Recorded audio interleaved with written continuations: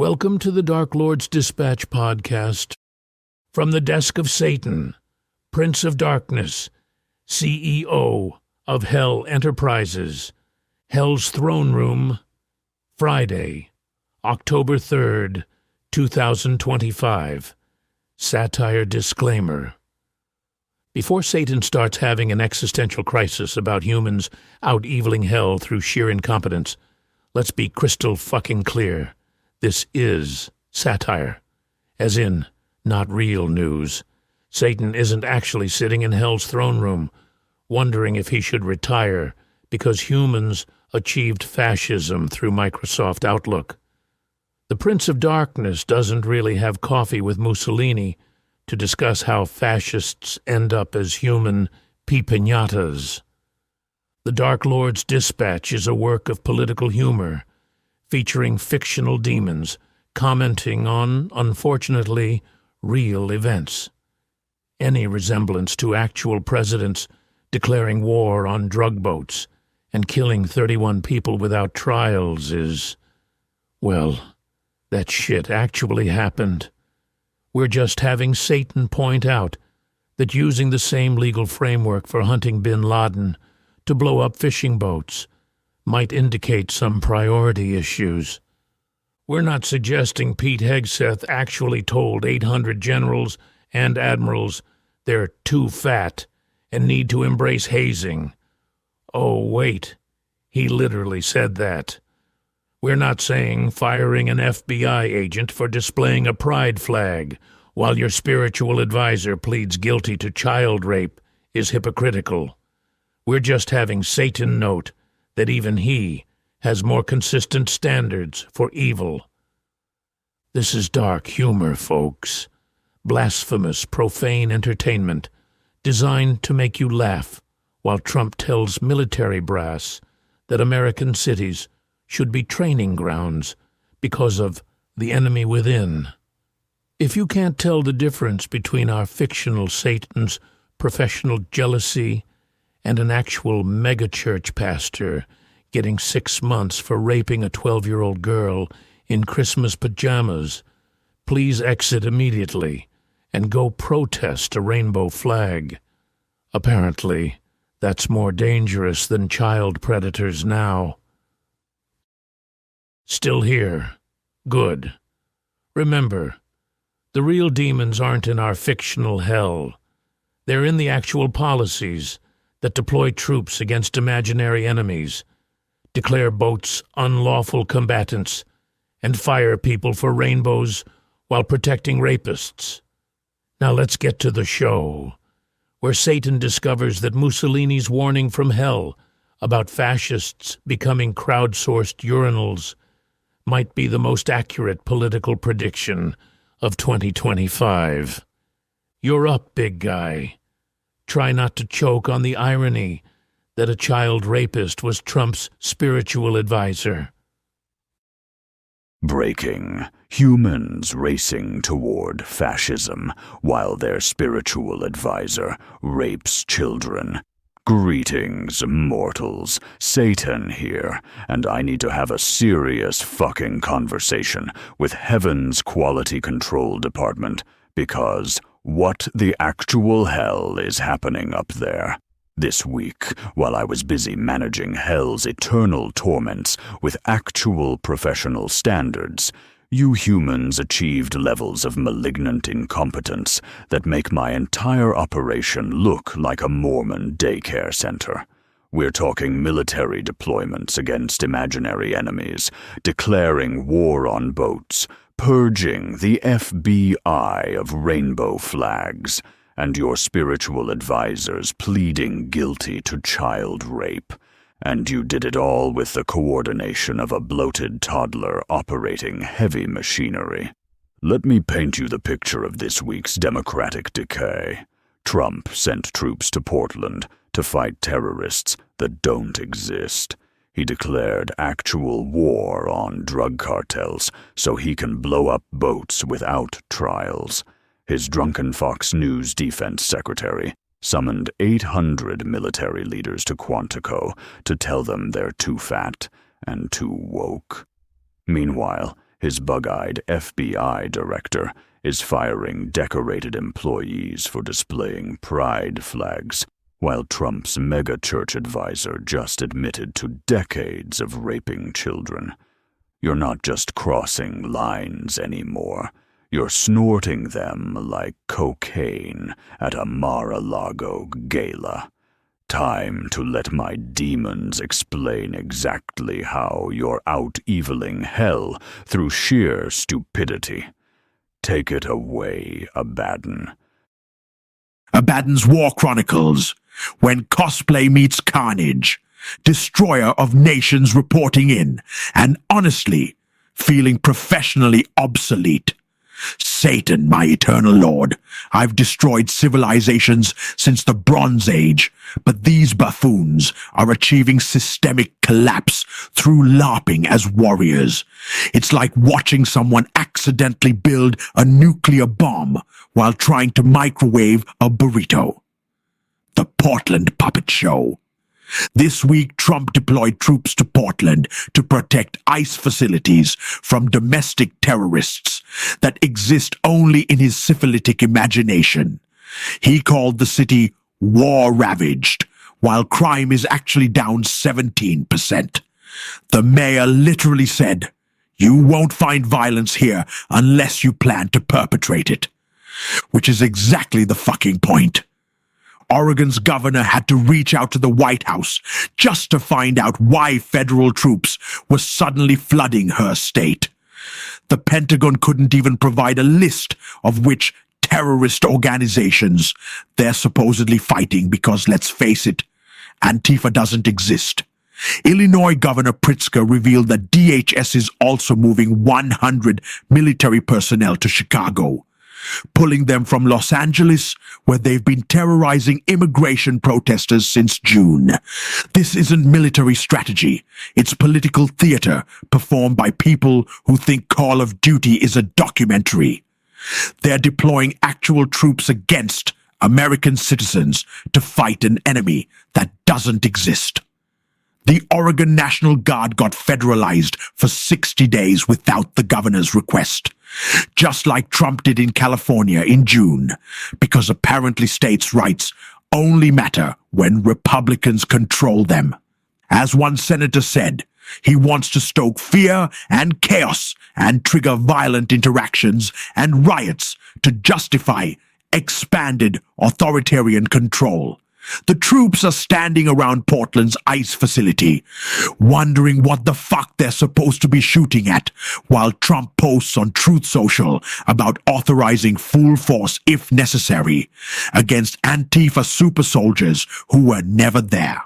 The local ICE facility has been the site of protests, sure, but mostly peaceful ones. The big scary threat that requires military intervention. Someone erected a guillotine prop once. That's it. That's the war-ravaged Portland that needs troops with full force authorization. Oregon and Portland officials have filed a federal lawsuit arguing the administration overreached and acted unlawfully. Because apparently, we now need courts to explain that you can't deploy the military against imaginary enemies in American cities. What a time to be alive. The Caribbean killing fields. But wait, it gets better. Trump just declared America is in an actual armed conflict with drug cartels. Not metaphorically, literally. A formal notification to Congress stating we're in a non-international armed conflict with cartels he's designated as terrorist organizations. 3 strikes, 31 dead. No trials, no evidence. Just boats exploding in the Caribbean because Trump decided they looked suspicious. The first strike killed 11 people Trump claimed were members of Tren de Aragua. His evidence? A grainy black and white video of a boat exploding. The second strike? Trump's proof it was carrying drugs was, look at the cargo spattered all over the ocean. That's not evidence. That's what happens when you blow shit up. Here's the kicker. One boat was heading back to shore when they blew it up. An official briefed on the attack told NPR the boat had turned around and was returning to Venezuela. How does a boat heading away from America pose an imminent threat requiring lethal force? It fucking doesn't. Secretary of State Marco Rubio admitted they have no legal framework for this. Interdiction doesn't work, he said, as if that justifies murder. FBI Director Kash Patel compared cartels to Al-Qaeda, saying we need to manhunt them like terrorists. The Pentagon sent F-35 fighter jets to Puerto Rico as part of this war. 10 of them, fighter jets, to fight boats. They're using the same authorization for use of military force that justified hunting bin Laden to blow up fishing boats that might contain cocaine.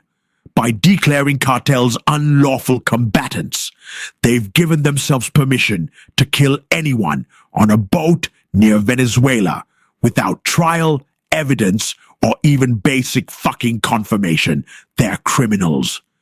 The memo to Congress actually says these cartels illegally and directly cause the deaths of tens of thousands of American citizens each year. So their solution is to illegally and directly cause the deaths of dozens of people on boats. The math isn't mathing. Even Republicans are raising concerns. Some senators called for Congress to invoke the War Powers Act because, and I quote, the president has decided he can wage secret wars against anyone he calls an enemy. But sure, let's blow up more boats and see if that stops the fentanyl crisis. The Quantico loyalty purge. And then, sweet suffering Christ, there's what happened at Quantico on September 30th.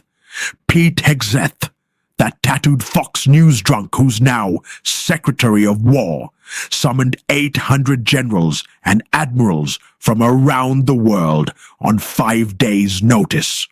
No explanation. Just get your ass to Virginia now. Some flew thousands of miles from deployments in Europe and Asia, wondering if World War III was about to start. What they got instead was hours of fascist masturbation. First, Trump took the stage for over an hour of authoritarian word salad. He told the military leaders that American cities should be training grounds for the military National Guard.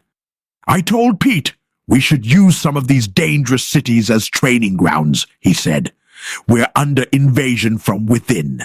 He rambled about early presidents using armed forces for domestic order and peace, announced a $1 trillion military budget for 2026, took credit for military recruitment numbers he had nothing to do with, attacked Biden's Afghanistan withdrawal as the most embarrassing moment in the history of our country, and somehow worked in discussions about his Nobel Peace Prize prospects and his love of tariffs.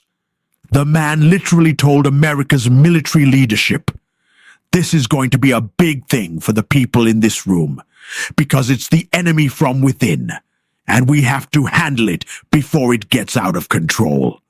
It won't get out of control once you're involved at all. Then Hegseth took his turn, opening with, "Good morning and welcome to the War Department, because the era of the Department of Defense is over." Then he launched into his new directives. Combat positions must meet the highest male standard for physical fitness. Better not let Lilith hear that. All personnel must pass PT tests twice yearly, including generals. It's unacceptable to see fat generals and admirals. Beard ban except for temporary medical waivers. No more beardos. Loosening hazing protections to let drill sergeants instill healthy fear in recruits. Overhauling the Inspector General process as they've been weaponized by complainers and ideologues. Eliminating anonymous equal opportunity complaints. No more frivolous complaints. No more smearing reputations. Reviewing definitions of toxic leadership, bullying, and hazing, because they've been weaponized. Ending mandatory cybersecurity training and other woke requirements. He literally said, "If that makes me toxic, then so be it." But here's the really insane part. He told them, political leaders set the wrong heading and we lost our way. We became the woke department, but not anymore. This from a Fox News host whose military experience consists of being a National Guard major who spent most of his time on television. He's lecturing 4-star generals who've commanded actual wars about military readiness.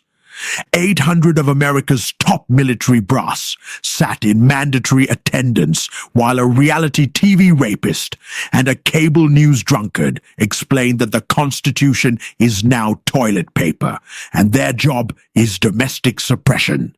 Some had flown 20+ hours from Pacific deployments for this shit. Boss, I've orchestrated military coups in banana republics with more subtlety. This is like announcing your coup on a billboard, in Comic Sans, with spelling and punctuation errors. Watching amateur fascists break everything through militant stupidity. Abaddon, destroyer of nations. You're up, Lilith. Lilith's Feminist Rage Report. When patriarchy eats its own asshole. Mistress of patriarchal ruins here. And my fury could power hell's furnaces for eternity. Satan, you magnificent bastard, pour yourself something strong, because what I'm about to report will make even your blackened heart skip a beat. The Rainbow Purge. That bug-eyed pool boy Kash Patel just fired a decorated FBI agent for displaying a pride flag, not for incompetence, not for corruption. For a fucking rainbow. Let me break down this homophobic masterpiece. This employee received an Attorney General's Award in 2022 for excellence in victim services.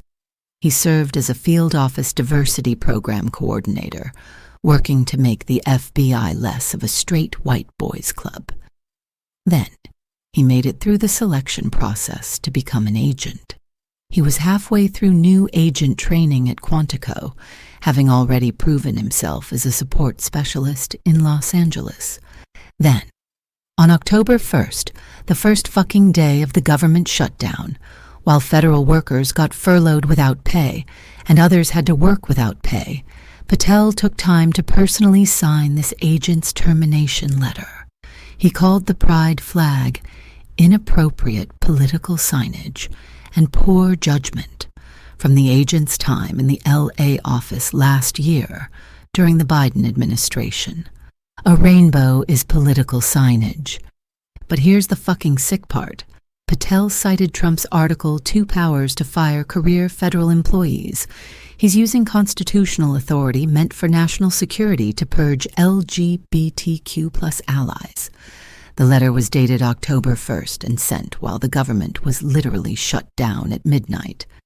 This fascist prioritized hunting rainbow flags over keeping the government running. The same week, Patel also fired over a dozen FBI employees who took a knee during 2020 protests to de-escalate tensions with demonstrators. Christopher Wray had concluded it didn't violate bureau policy. Patel reversed that and purged them all. 3 senior FBI executives have filed a lawsuit claiming their terminations were driven by the White House at Trump's political allies' urging. Patel's also cut ties with the Anti-Defamation League because former director James Comey worked with them.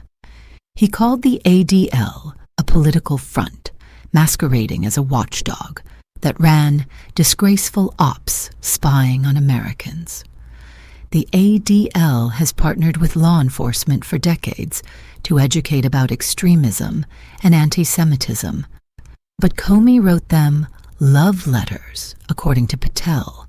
So now the FBI can't work with the leading Jewish civil rights organization in America.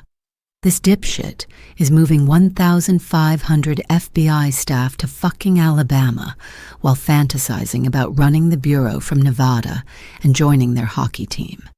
He's proposed partnering with Ultimate Fighting Championship for physical fitness tests. This micropenis fascist with a badge who couldn't get laid without a government title is purging LGBTQ+ allies and Jewish organizations from federal law enforcement. So, let me get this straight. The country's premier law enforcement agency can't work with Jewish civil rights organizations or employ people who support LGBTQ+ equality, but they can work with a president whose spiritual advisor rapes children. The FBI director can fantasize about joining their hockey team while firing decorated employees for rainbow flags? Make it make fucking sense. Has anyone told Patel what the FBI motto is? It's fidelity, bravery, integrity. You fuck. This isn't just bigotry. It's systematic erasure of anyone who might protect marginalized communities when the real purges begin. First, they came for the pride flags, and everyone said it was just about political neutrality. Sure, Mary, shut the fuck up. The holy pedophile. And now, the story that makes me want to burn every church in America to its hypocritical foundations. Robert Morris, Trump's spiritual advisor, just pleaded guilty yesterday in Osage County, Oklahoma, to 5 counts of child sexual abuse.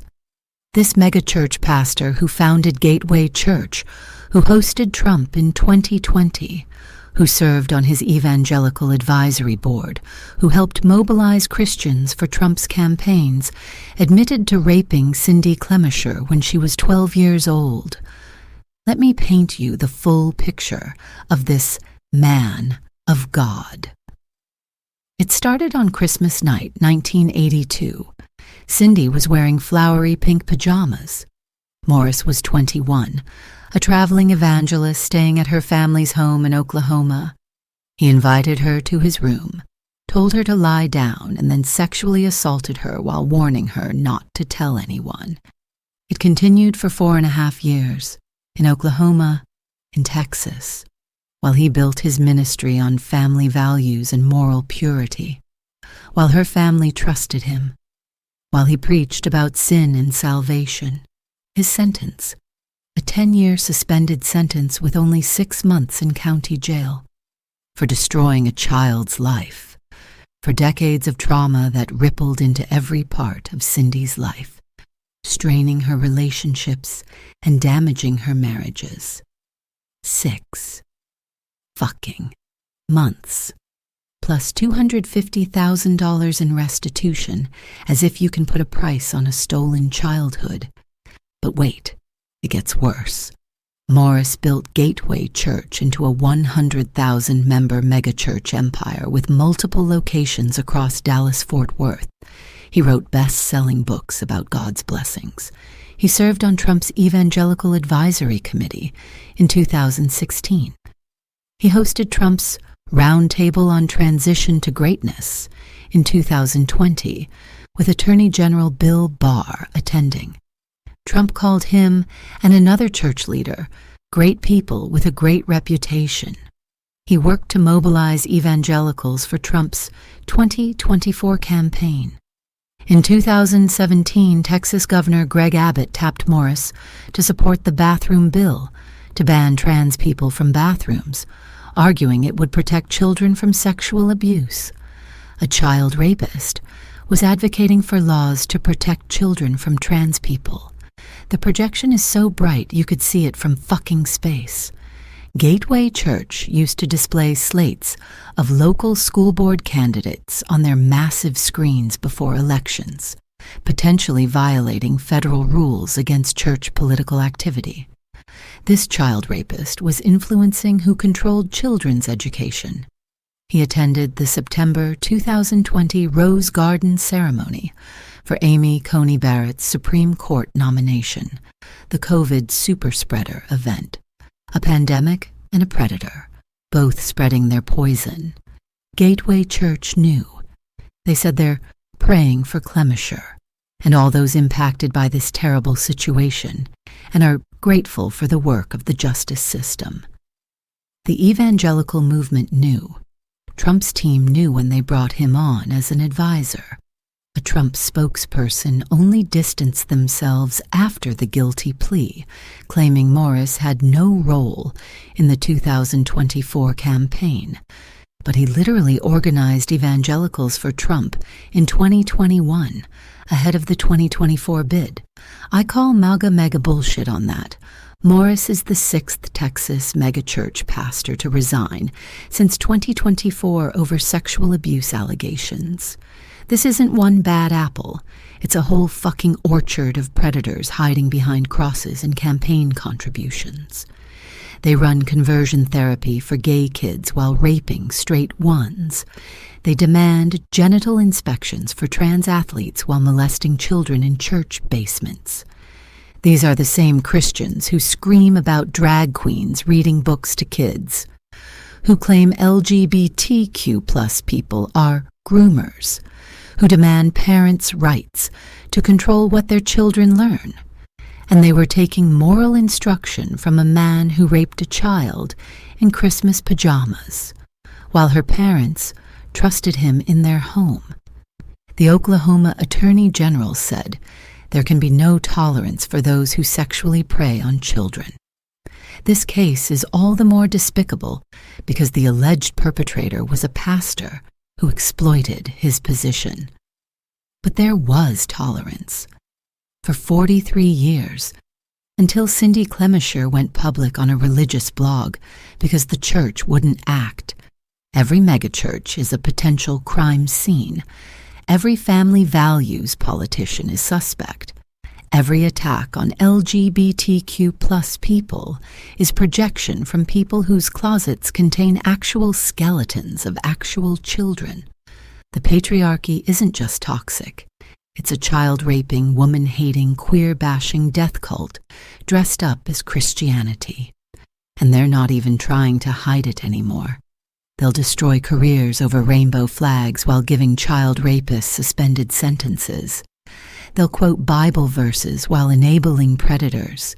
They'll claim moral authority while their spiritual leaders destroy children's lives, burning with the fury of every silenced woman and abused child. Lilith, mistress of patriarchal ruins. Back to you, boss. My closing thoughts when evil becomes banal. You know what truly disturbs me, sitting here on my throne of skulls, watching you mortals fumble toward fascism. It's not the evil itself.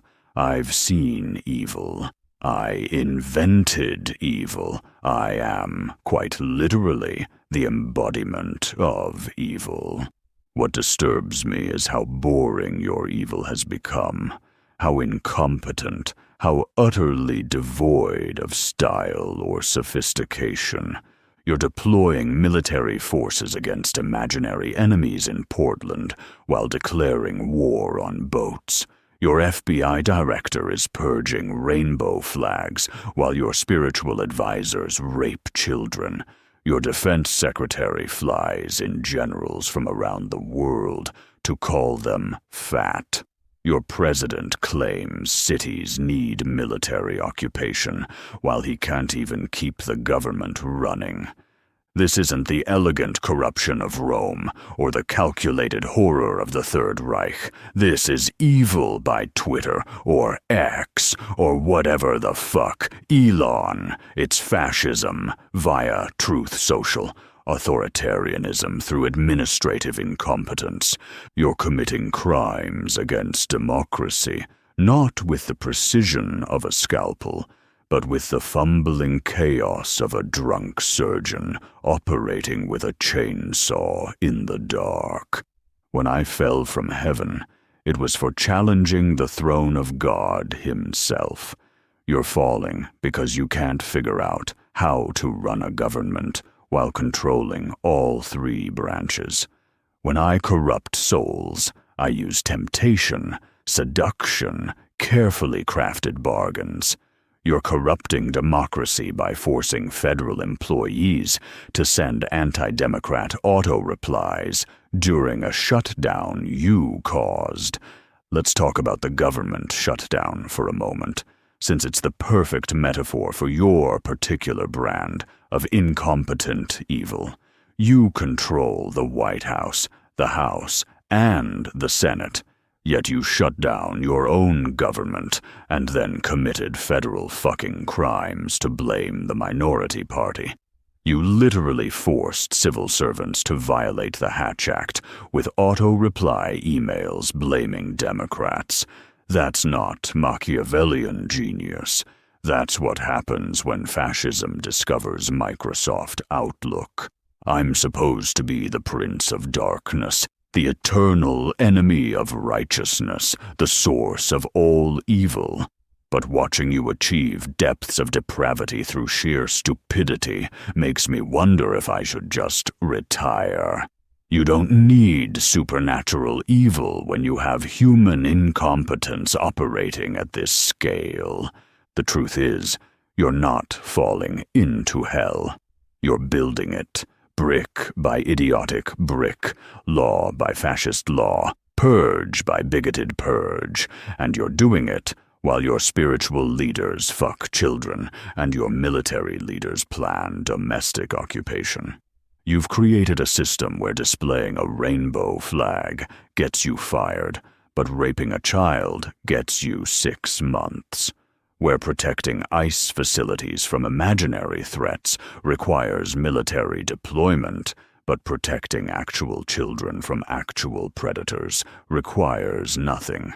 Where declaring war on drug boats is presidential, but declaring support for LGBTQ plus equality is political. Hell used to be a threat to keep you in line. Now it's just where you're headed for brunch. Oh, before I forget, I had coffee with Mussolini yesterday. That's right, mortals. Il Duce is here for eternal damnation, spending his days hung upside down, just like he ended up in Milan, except here it's forever, and the crowd never gets tired of pissing on him. Anyway, Benito wanted me to pass along a message to Trump. He said, and I quote, "Tell that orange buffoon I invented this fascist strongman shit, and look how it ended for me. Strung up at a gas station, while Italians used my corpse as a urinal. The crowds you think love you. They're the same ones who'll celebrate when you swing. History doesn't repeat, but it sure as fuck rhymes, and your ending's already been written. Piccolino." He speaks from experience. April 28th, 1945. One day you're Il Duce, the next you're a human pee-piñata. Just something to think about while you're playing soldier with American cities. Donny boy. Welcome to October 2025, where satire is dead because reality killed it, skull-fucked its corpse, and declared victory over an enemy that never existed. Eternally yours in professional obsolescence, Satan. P.S. To any federal employees reading this with forced anti-democrat auto-replies, that's a Hatch Act violation, and you could file a complaint if the Inspector General's office hadn't just been gutted by the same fascist who thinks beards are a national security threat. Enjoy your dystopia. P.P.S. Robert Morris got 6 months for raping a child. I got eternity for asking questions. Your justice system is more fucked than anything I could have designed. At least hell has consistent standards.